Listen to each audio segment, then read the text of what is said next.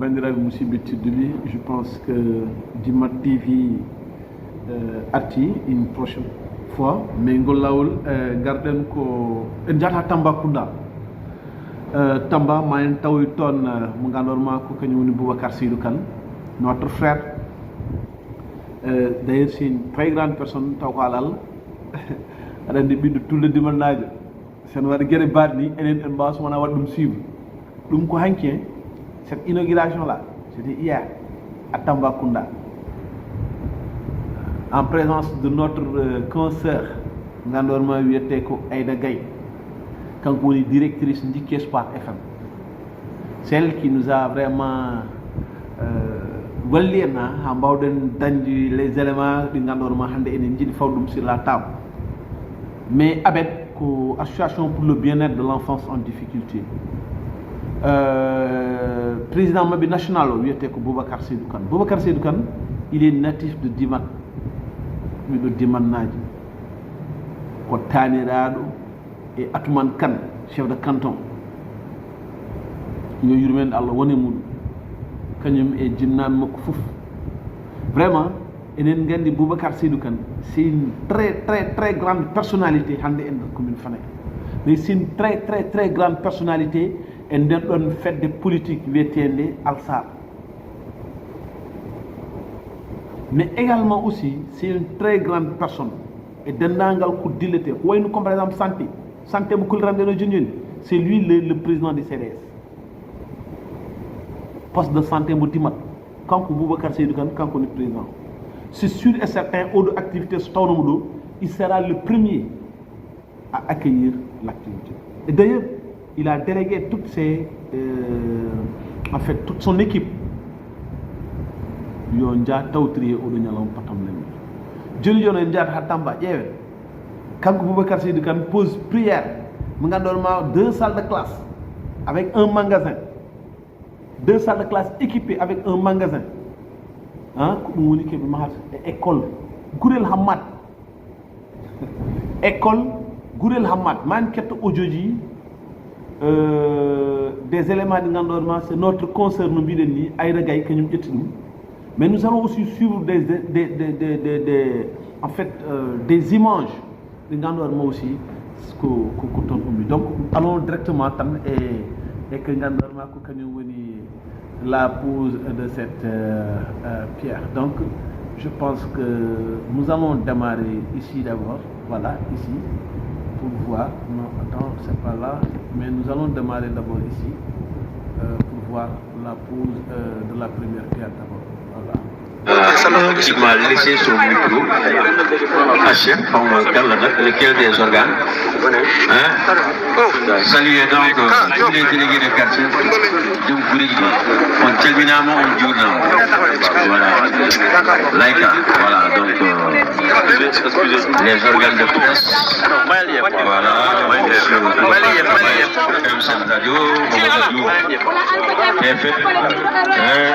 Camara Soleil, nos amis de l'APS, agence de presse sénégalaise, Abdoulaye Diallo, la télévision RTS, l'équipe de Tijan Sissé, compté de mon neveu Thiam, du grand driver Monsieur Mamadou Wan. J'ai dit le président des producteurs locaux, et le point focal de l'ADPME, notre frère Mamadou Diouf. Le programme va continuer. Malik Diouf, Aladi Maodo Malik Diouf. Voilà, aux côtés de M. Keba Kébé, le président du collectif des enseignants de la grande.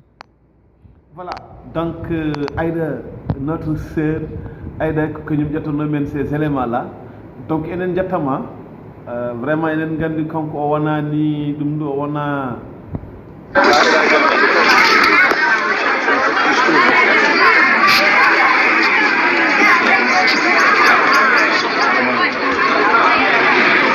Bonjour, Monsieur le ministre de la Culture, de l'Artisanat et du Tourisme, Monsieur le gouverneur de Saint-Louis, de Tambacounda, Monsieur le préfet de Tambacounda, Monsieur l'inspecteur de l'enseignement, Monsieur le maire de la commune de Tamba.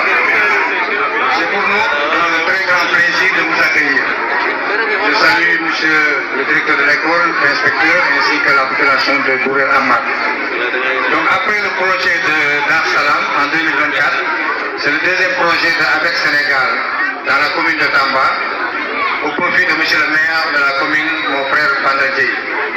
Donc, si vous voyez qu'on a intervenu 2 fois dans la commune de Tamba, c'est parce qu'on a vu les efforts qu'il fait dans le domaine de l'éducation. L'association pour le bien-être de l'enfance en difficulté, dont je suis le président au Sénégal, est présent dans 13 pays africains. Et nous avons des représentants aussi en Allemagne et aux États-Unis. Et c'est le 7e projet au Sénégal. Donc c'est un honneur pour nous de recevoir Monsieur le ministre, parce qu'on ne s'attendait pas à votre présence.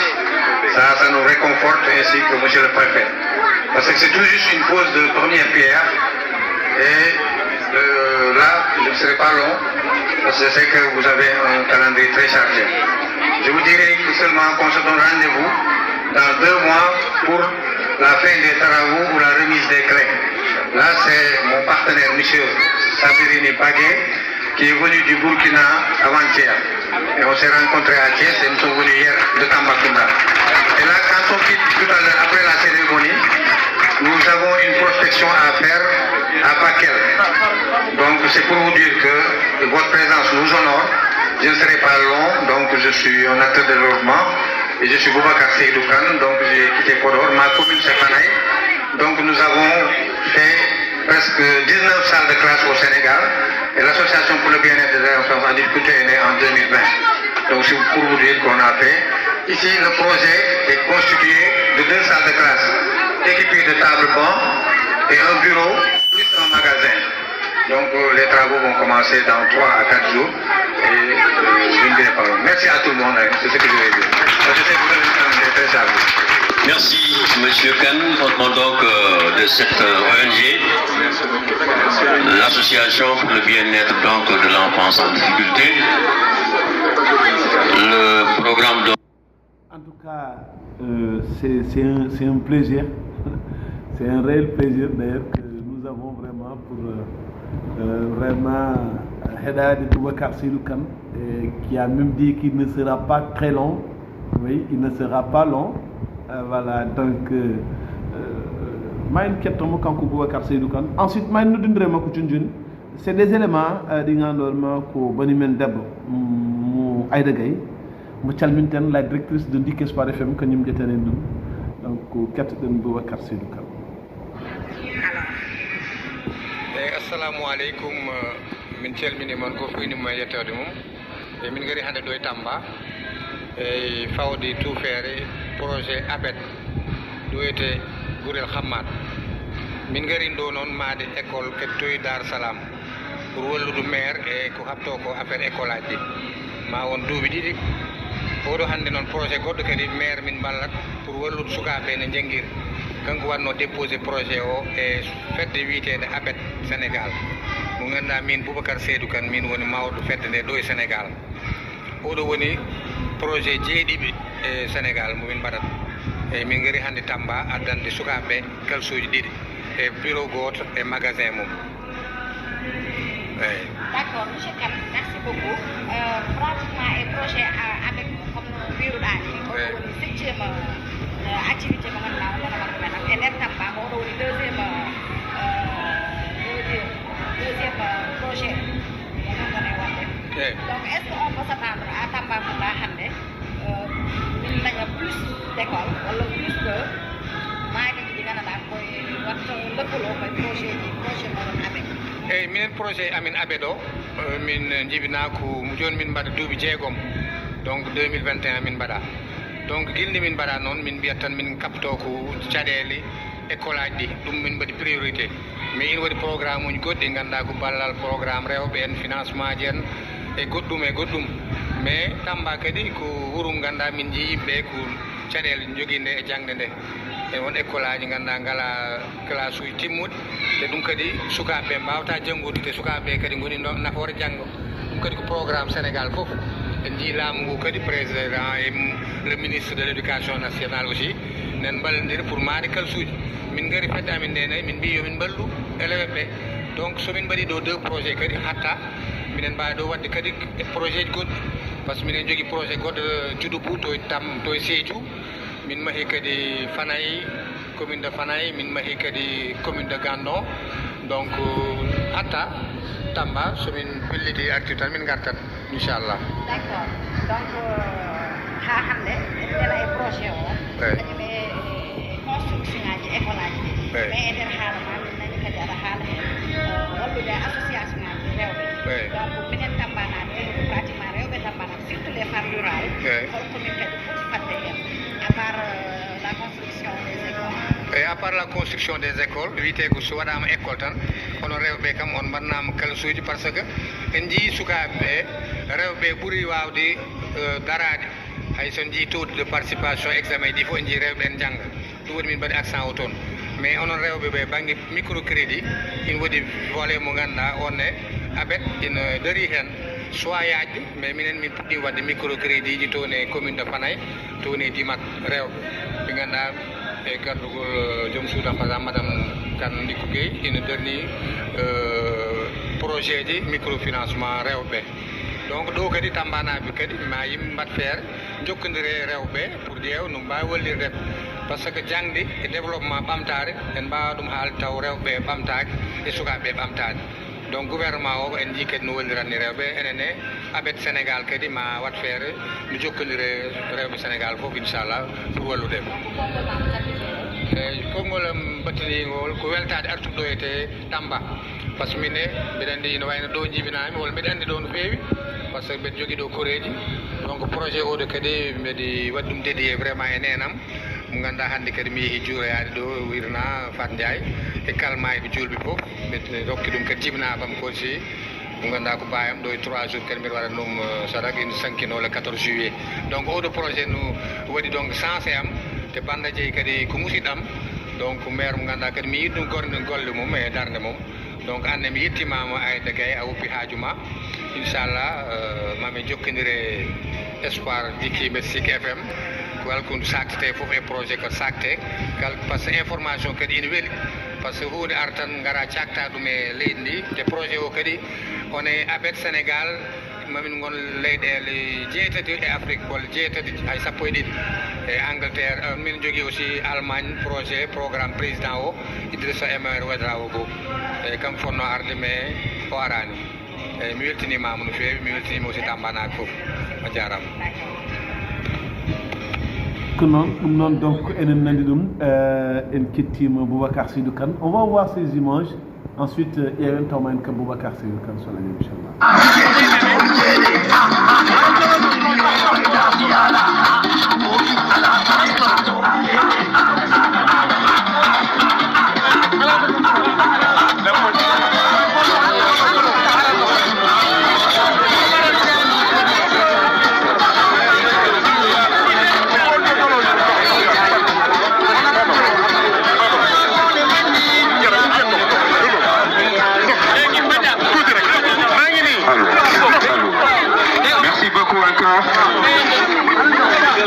donc ñoo ngi nuyu waa Gurel Hamon bu baax a baax ñu ànd ak maire Tamba ak l'honorable le monsieur le ministre Alpha Thiam ñëw ci pose première pierre bi. On termine par là. Voilà, donc Ndji, toujours Boubacar Kane, Seydou Kane, il est toujours actif. Boubacar Seydou Kane, Jamal Walema. Raja Bassar, Jawal Demon, Kini. Adan Wali Hande Tambacounda? Ala Hanki Mbali Miku Bakel. Ah, Hanki Mbali ko Bakel. Et ni ngay ni inauguration all pose pierre min jewdu won min mbaɗa prospecté toujours e indi ABET ɗo ete commune de Moudéri. Moudéri. Eyyi. Ok, donc ton aussi kon faaɓe toon fawoyde tout feere walla wadde inspecté ha gandon holko potton wawde wadde toon? Eyyi toon won demande kon mbaɗaɗo won noon waɗi enclavé noon. Président o yamiri gondimo le technicien gartan min jottonomo hen tan min ƴewna ha gandon no wayi mais soit taw wayi dal sappe mais dal ok miɗen ɗo ete ser min ɗo Moudéri to Bakel min mbaali hannde noon min kadi Moudéri. d' accord wadde somi faami ñalawma hanki o walla hiccanki o gonnoɗon e fawde tout feere toon to Tambacounda wuuro ene wiye Gurel Hammat eyyi ko hanki min pawanno hayde hanki samedi le 11 eyyi alors en jetti en jarni non notre consoeur wiete ko soxna Aïda Gaye la directrice de Ndiki Espoir FM. C'est grâce à elle que nous avons reçu vraiment des éléments pour voir de Dimat TV, surtout matinal Dimat TV hande. Alors holko mbawda haalande min e nyalawmo o no wayi e no sifiri e darnde ngandorma abednen derdum e Sénégal et di jokkude golle tagal kay ko baddon ko vous êtes à votre 6e ou 7e projet. 7e projet. 7e projet. Et Elhadji Abass Sarr a jarama min calmini vraiment Dimat TV min timon en ndendi kadi sonari tonete wuuro ngo en gandi kam vraiment ene jogui koye sankiɗa wirna hanke kadi si wallahi en dunima tulde nde fof tulde Dimat fof en dunima koreji ɗi fof e jagar sa fene koreji men fof dal en falde fof dal tulde Dimat fof ɗum kadi en mbawa ɗum en wasde waddude par ce que ɗum woni aduna ouais c'est vrai hakkillaji amin toon gonno en dudiri ndeysaan so ɗum yewti kadi min hanki kam ñalawma machallah min ɓoyi duferde ɗo woni deuxiéme projet ɗo ete Tamba par ce que 2024 min garin ɗo wadde inauguration école Dar Salam joni noon Allah waɗi kadi maire o partenaire uji garno noon rewkiɗade noon ligguey mbaɗanoɗo e déwisiéji eɓe juɗuɓe école juɗuɓe mbaɗaɗo toon eɓe garɗo eɗen ƴeewi noon après maire o jaɓɓiɓe e belti e projet o après maire o holliɓe noon ɓuurel Hammad wi kadi so en ko sago makko yo mballuɓe hen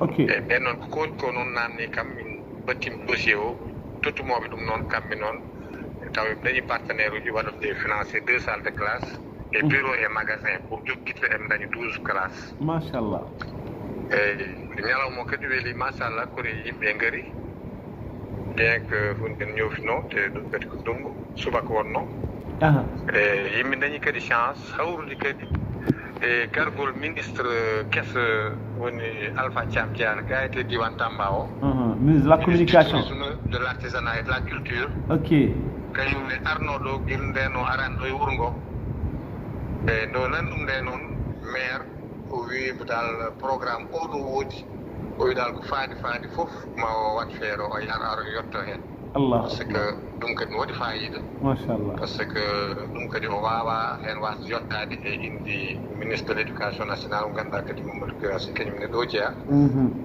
donc eɓe gaari han ƴeɓ tawtorama kanke préfet o kadi Tamba machallah alors les autorités tawaɓe ko le maire le préfet le ministre du tourisme et de l'artisanat de la culture ok en dehors ɓen ɗon hol woɓɓe aussi tawtoraɓe walla ko population tawtorama Gurel Moussa fof ɓari par ce que ko leegal ga e Tamba ko wayno le chef de quartier délégué de quartier Adama Sow tawtorama le directeur de l' école Diawo eyi hay enseignant ɗi bien que heɓe galani ɗo kamɓe fof gaari jangguinoɓe fof gaari école pédagogie ko allahu akbar alors tan wonno kadi min mbaɗani kadi cérémonie mawɗo par ce que ɓayde ministre no wonno ɗon te kadi hunde no desno fadde seeɗa protocole o donc wiyano ko 11h mais finalement min ɓuɗɗi midi et quelque te kadi min jetti Aïda Diop vraiment anne sababu ma kadi awinomo yo ar o waɗi couvrir o weltima kadi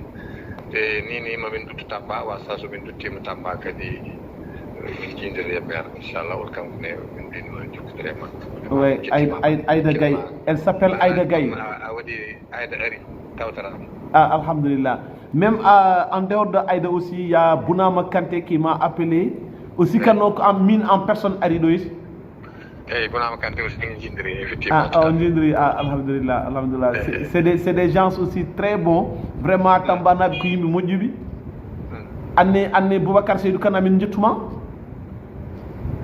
en tout cas tulde Dimat fof ene jarnuma par ce que wonde nde ɓiɗɗo tulde Dimannajo hande ene yiye e oɗo faara oɗo fayida ko hunde wonde fayida donc encore une fois de plus min jettuma min jarnuma no feewi min beltima e ma min beltima e Aïda Gaye min beltima e Bounama min beltima également et la fondation woni votre association là woni ABET Sénégal ABET international fondation Fly and Help voilà donc en tout cas min beltima e presque parce que wadde 2 projets weeɓani e nder commune goto ouais en dañi ɗum kam e Fanaye en dañi ɗum e Saint-Louis ɗum kadi ko Jinguere ouais eyyi en dañi ɗum kadi Sédhiou donc oɗo woni 7e projet o te kadi hatta ɗo enen ñaago kadi wasa kadi garten kadi ha dimat sen mbawi kadi artude commune o par ce que yimɓe kadi nen mbiya yo e hunde yaaj oui c'est vrai e hay sono yaaji kam e neɗɗo kam haade yaaji ɗum kam yo fewndu sowoni ha ɗum kam jinguerde wawasi wonde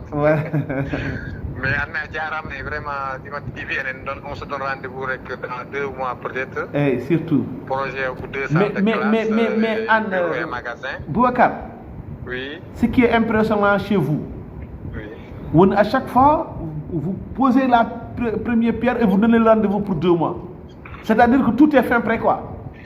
Oui, tu sais que nous, par rapport à ça, c'est des projets, des partenariats. Donc, il y a 13 pays africains.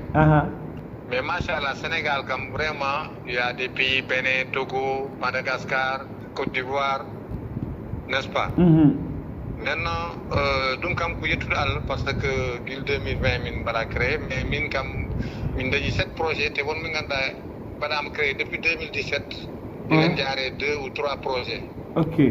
Donc, parce que dès lors que c'est ça compte, parce que ça y est, min biat ko ouvrier di ngarat dum woni particularité ko parce que technicien so refu ƴeewi tan min patat position école to wonat min dokka délai o kadi ni waɗi kon par ce que partenaire uji so tottimama rewkinet ñande fof yimɓe kalnade fof nde tolni kamne e jirat hunde yaawo wasa taddude donc eɗen gandi enen au mois de juillet donc c'est sûr que dans 2 mois inchallah min mbaɗa remise des clés ɓeyde ko vacances donc waɗi inauguré au mois d'octobre inchallah. En tout cas cette fois-ci vraiment vous n'allez pas laisser Dimat TV wasa tawtriede. Inchallah on se donne rendez-vous joni kam enen gandi Dimat on ta Dimat TV tan tulde Dimat fof ma ar inchallah inauguration on va inviter tout le monde parce que joni aɗen wi kadi komin mbaɗat ko ɗum kadi wona min tan parce que Dimat wol tulde Dimat wol Sénégal eɗen fof ndendi ɗum ko mbaɗami ko won woɗɓe kadi nen mbaɗa ko ɓurɗum walla nen mbaɗa ɗum banggueji goɗɗi walla banggueji éducation walla goto fof to wawi o wat par ce que ɗum kadi enen fof ken gotum kala ko neɗɗo waɗen tulde Dimat walla leydi mum fof kañum kadi ko ɗum jeeya te kañum jeeyi ko noon ma so noon ma enen fof ndendi wallahi mbiɗa yetta aussi tous les partenaires de tulde Dimat de la commune de Fanaye. Là aussi, je suis avec le maire de Tamba, donc le maire Aliou Gueye aussi au passage, je lui dis bonjour. Donc ouais, je le remercie aussi de sa disponibilité. Ouais. Le maire de Grandon aussi, M. Alpha Diop. Et le maire de Djoudoubouz, M. Diassi. Donc là aussi, c'est un contact d'école avec Baradi. Il faut que oui, Masouga Bemba, direction du Djokere, donc c'est un réseau. Mon gars, Mamine Paouloum et organisation Dimat TV, qui est Dimat TV pour créer un réseau de toutes les écoles d'Abed et de tous les ça, je le fais avec beaucoup de volonté. D'ailleurs, même ce temps ici. C'est la première fois que je suis devant même la commune de Moudéry. Donc, on attend quelqu'un, donc on va retourner sur Tampa après, Inch'Allah. Ok, mais je vous promets que ce temps Gassi, avec Dimat TV, on va faire vraiment de telle sorte que l'école Mbatoua des génies en herbe, la finale, on organise ça quelque part. Tout à fait, c'est une bonne initiative. On a beaucoup d'initiatives sur le cadre de l'environnement. Parce que tu as vu à Dimat, on a essayé de faire un jardin-école, un peu d'éducation de l'environnement. On a choisi quelques élèves à Djalmatch 2 et à l'école de Djoli, une quinzaine. Donc 15 jeunes, on les a pris avec les enseignants. Donc on a beaucoup de programmes pour les enfants, mais souvent avec l'année scolaire, on a des bons examens. Au passage aussi, on félicite aussi l'équipe pédagogique du lycée, du collège avec les résultats. On félicite ceux qui sont admis. Examen en tout cas une belle team parce que jangde woni fof dal mamin takki discours monsieur le ministre Alba jam ko haali ko e jammi sukaɓe donc je vais te transmettre ça comme ça ma wat exploité d'accord que c'est un appel que sukaɓe yo mballe parce que kamɓe jokto leydi jagga inchallah mais Boubacar hademi gasnude je vais peut-être on va terminer par Hanki aussi adandi an woni président CDS mo Dimat Hanki aussi activité patam la miju avec Mamoudou Djigo waɗanno ton circoncision et ils ont arrivé à faire la circoncision de 120 jeunes. Oui, merci. Donc c'est un acte très noble. avec vraiment toutes les équipes. Hein. Il y a une équipe de Podor, une équipe de Djurbel, une équipe de Chile Poubacar. Comme Fof Bengari, Hanki, vraiment, ils étaient tous au poste de santé à la fois que Mbadanton. Tant que tu dungal. Donc, effectivement, je suis un programme parce que le programme est dit parce que min badi réunion min ICP le personnel pour préparer ça. Il y a un comité d'organisation avec Alia ou réunion. Alia, oui, vraiment. On a fait une réunion spéciale, Mahmoud Diko, on a échangé depuis longtemps par rapport à cette journée. Il faut nous informer de la date très tôt, CDS Madjel Gouhen. Et on a vu qu'ils ont fait le déjeuner bien lédonique. Ouais. Donc le CDS a dégagé une somme de 60 000 francs CFA pour contribuer à la journée. Ok, mais parce que indi Wurungo. J'en profite. Très bien. On a dégagé ça et hier matin aussi j'ai appelé Alia Kadidje, président de l'organisation, très tôt à 8h, 9h pour computer avec Kouton. Donc c'est une équipe. On remercie aussi l'équipe avec M. Diallo et tout le monde. Donc, mais à l'Anton, comme j'ai vu les images aussi, même Dima TV, mais bien par rapport à toi aussi. Merci. Parce que à l'Anton, mais votre suivre l'événement.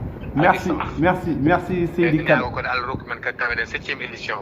Inch'Allah. Et M. Djigo aussi nous a invités au mois d'août pour venir faire équipe Macfof, yo yimɓe mbaɗi oɗon 6e édition yen mbaɗ feere minen min mbaɗ mission goto au mois d'août inchallah min jaha to e makko to woni to à Diourbel oɗi invité le CDS, donc on se déplacera pour lui rendre visite aussi. J'essaierai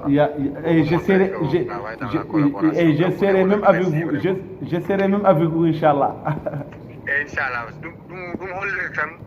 tout le monde demande que ce soit la santé, l'éducation, partout dans le domaine de l'agriculture, de l'élevage.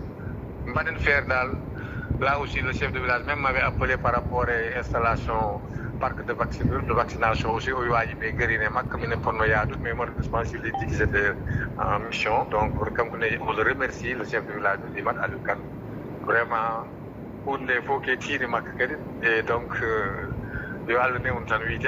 donc, merci à tout le monde. Merci Boubacar Seydou Kane. Jaram.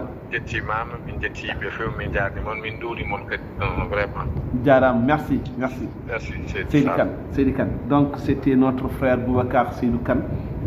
Fotobarkal machallah enen gandi gollal makko bangal fayda e nokkuji ɗi aussi enen ñagonombo Allah tan yo Allah sellinmo semminamo Allah junno balle ɗe Allah subhanahu wa ta'ala kadi moƴƴina battanɗe ngam rasul sa sallam par ce que enen gandi aussi quand franchement o tampata o haɓata chaque jour que Dieu fait il est omon woni e service dimannaɓe donc yo Allah sellin sembina ngam rasul sa sallam joni inchallah ma en gartu e page men goɗɗo taw oɗo ngol law noon jaaɗe gaddaten ko ɗo e mairie o commune Fanaye so Allah lamdo jaɓi ɗum noon Boubacar Seydou Kane merci beaucoup jarama alors c'était notre ami et frère Boubacar Seydou Kane, l'infatigable Boubacar Seydou Kane. En calmini mom, en calmini Tamba naɓe, en calmini Bounama Kanté, en calmini notre sœur Sokhna Aïda que j'ai pas reçu ces images. Je souhaiterais vraiment une diamo, mais ce n'est que partie remise Inch'Allah quand yo Bounama Kanté. Notre maman aussi, maman Binta Kam, calmini dum, min doni modum. Vraiment et gonko mudum titka yidde dum vraiment haaliyankoɓe radio ji et téléji leji Sénégal donc maman Binta min calminima c'est par cette note là gaynirten oɗo ñalawma tedduɗo donc inchallah joni o ma en ƴeew taw ma en ketto monsieur le maire de la commune de Fanaye avant de vraiment garen e mbundu activité on ɗo mo ganduɗa kañum wonno l'activité du CDS. En fait, l'activité de consultation spécialisée au avis des ophtalmologues, des orthopédies, vraiment nos handicapés là, équipe nous